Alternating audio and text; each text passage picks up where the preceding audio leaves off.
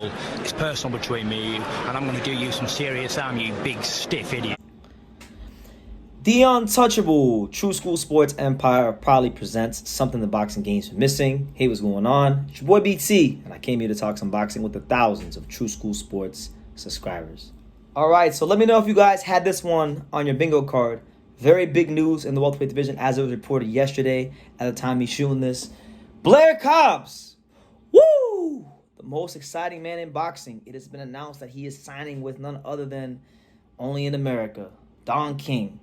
And very interesting because I just seen Blair when I was in Las Vegas. You know, I had to go to the gym. I had to go to Top Rank Gym one day when I was there, one of my last days there, to go see another fighter for an interview. That fighter wound up not showing up, but Blair was there. So I guess God worked that out, and I had a really good interview with Blair. I had a very good conversation with Blair, and it's funny because he kind of hinted at it in the interview without me knowing, because he mentioned that he's looking for fights with Adrien Broner, right? And I was like, why is he talking about Adrien Broner? But I guess we now know why. He signed with Don King. So really interesting. And let's just be real. When fighters in this day and age, when you look at the pecking order of the boxing promotional companies, you know, PBC, or Top Rank, PBC, Matchroom, DAZN, Golden Boy, even like a Pro Box, you know, Stateside. If you're a fighter who either A, can't get a contract with one of those companies, B, is not desired to be signed, those companies don't have a desire to sign you, or C, you burn bridges with those companies, the last resort is always Don King. And so that's what Blair is at. Blair is in a position now where, you know, he's older welterweight. He's burned that bridge with Golden Boy, and now he's Don King. But I don't think it's a bad thing because Blair Cobbs is a big personality. He's coming off of a big win against Maurice Hooker, his last fight in 2022. And I think there's actually good fights for him at his level in the 47 division. Fights that, if he wins them, could even get into bigger levels that are actually big events as well. So let's address the elephant in the room. Okay, so he signs with Don King, as you guys can see on the screen. The big elephant in the room is him potentially fighting Adrien Broner. Now, speaking as somebody, you know, you see me, I'm in a South Florida trip right now, okay?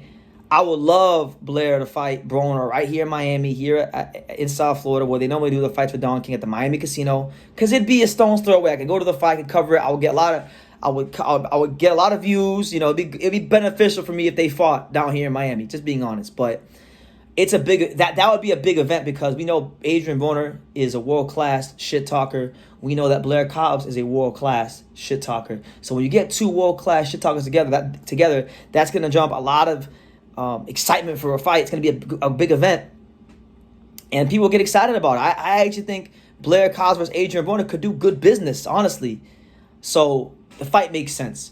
And then as far as that fight stylistically, you know, Broner is at an older age now. He's not the Broner from back in the day that was fighting Antonio DeMarco, throwing 6-punch combinations. He's not that guy.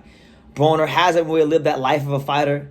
Broner has, squandered a lot of time being undisciplined, right? And so his reflexes and his speed isn't what he used to be, right? And he was a fighter that very much relied on his speed and his reflexes. So he has turned into a front runner, a guy that, you know, 3, 4, 5 rounds, he don't got nothing left after that.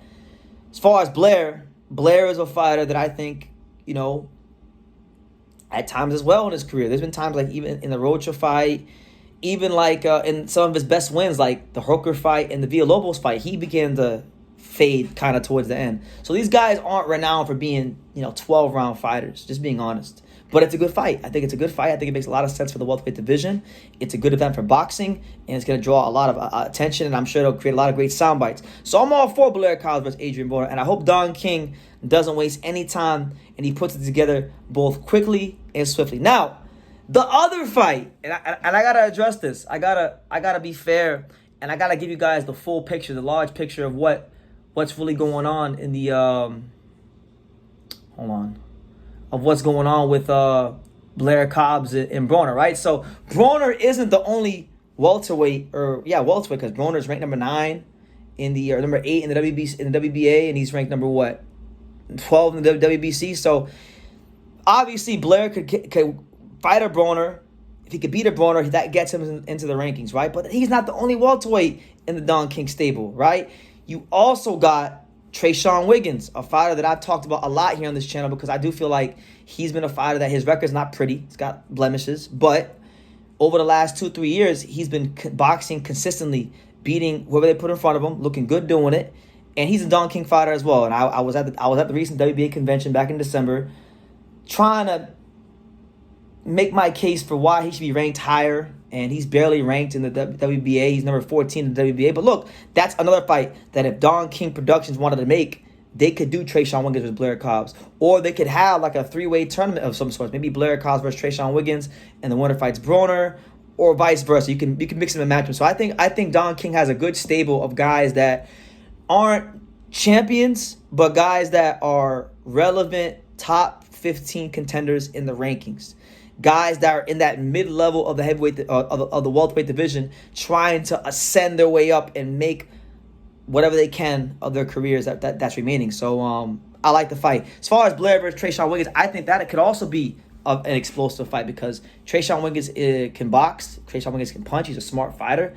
Quiet as kept, Don King's got a little round robin he could do. So I like the move. I think it's a good move for Blair as far as a boxing standpoint. Obviously Don King has a reputation in boxing where they say what they say about him. I don't really know what the truth is, but they say what, if a lot of people say it, there's got to be some truth to it. So hopefully it all pans out for Blair because Blair believes, in talking to him on and off camera, Blair believes that he can get enough out of his career to make this move and still make a splash in the world of boxing. And he's 34 years old, and his age is not discouraging him. Like he was telling me that with nutrition and science now, fighters' primes can be extended. So he's very optimistic about the rest of his career. And it was a beautiful conversation to have with Blair. It's always great to see fighters like Blair, big personalities, guys that are just fun to talk to. So yeah, that's the news. Let me know what you guys think. What do you guys make of Blair Cobbs signing with Don King?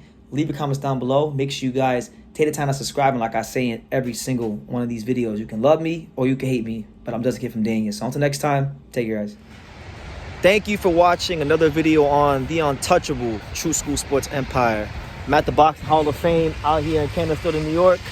And for more great boxing content just like this video, make sure you click and subscribe right over here.